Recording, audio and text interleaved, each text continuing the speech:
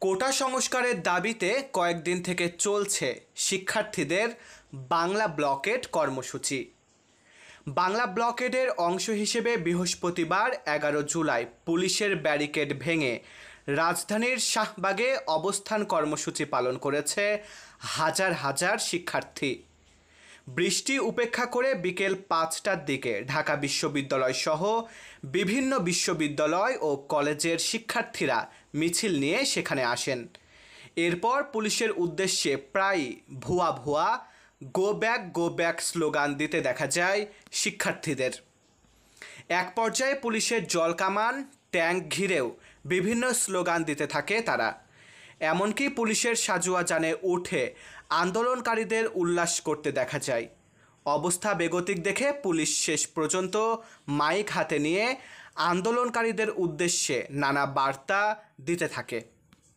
শিক্ষার্থীদের শাহবাগ থেকে সরে যেতে এক পুলিশ সদস্য আন্দোলনকারীদের উদ্দেশ্যে মাইকে বলেন, লক্ষ্মী ভাই, আল্লাহর ওয়াস্তে ঘরে ফিরে যাও। তবে পুলিশের এই বার্তা কানে না নিয়ে আন্দোলন চালিয়ে যায় শিক্ষার্থীরা। এদিকে কোটা সংস্কারের দাবিতে বাংলা ব্লকেডের অংশ হিসেবে কুমিল্লা কোর্টবাড়িতে ঢাকা চট্টগ্রাম মহাসড়ক অবরোধের জন্য যাওয়ার পথে কুমিল্লা বিশ্ববিদ্যালয়ের শিক্ষার্থীদের বাধা দেয় পুলিশ। এক পর্যায়ে পুলিশ লাঠিচার্জ ও টিয়ারশেল ছোড়ে। বিপরীতে পুলিশকে লক্ষ্য করে ইট পাটকেল ছোড়ে শিক্ষার্থীরাও। সংঘর্ষে 2 সাংবাদিক সহ আহত হন অনেকেই। কুমিল্লা বিশ্ববিদ্যালয়ে শিক্ষার্থীদের ওপর পুলিশের এমন হামলার প্রতিবাদে ঝুম বৃষ্টি উপেক্ষা করে রাজশাহীতে রেল লাইন অবরোধ করে বিক্ষোভ করেছেন শিক্ষার্থীরা। বৃহস্পতিবার 11 জুলাই সন্ধ্যা 6টার দিকে রাজশাহী বিশ্ববিদ্যালয়ের স্টেশন বাজার সংলগ্ন রেল লাইন অবরোধ করেন তারা। সন্ধ্যা 6টা 40 দিকে শুরু হয় ঝুম বৃষ্টি। তবে শিক্ষার্থীরা বৃষ্টি উপেক্ষা করে বিক্ষোভ চালিয়ে যান। কুমিল্লা বিশ্ববিদ্যালয়ের শিক্ষার্থীদের ওপর পুলিশের দমন পীড়নে শিক্ষার্থীসহ অন্তত 20 জন আহত হওয়ার খবরে উদ্বেগ প্রকাশ করেছে অ্যামনেস্টি ইন্টারন্যাশনাল।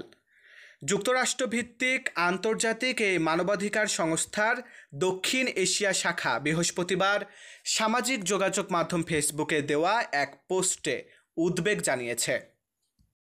সরকারি চাকরিতে কোটা ব্যবস্থা সংস্কার করে সংসদে আইন পাশ না করা পর্যন্ত আন্দোলন চালিয়ে যাওয়ার ঘোষণা দিয়েছেন শিক্ষার্থীরা।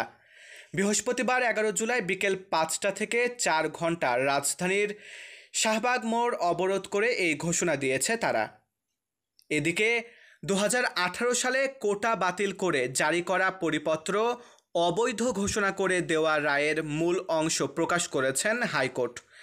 রায়ে বলা হয়েছে, সরকার চাইলে কোটা পদ্ধতির পরিবর্তন ও পরিবর্ধন করতে পারবে।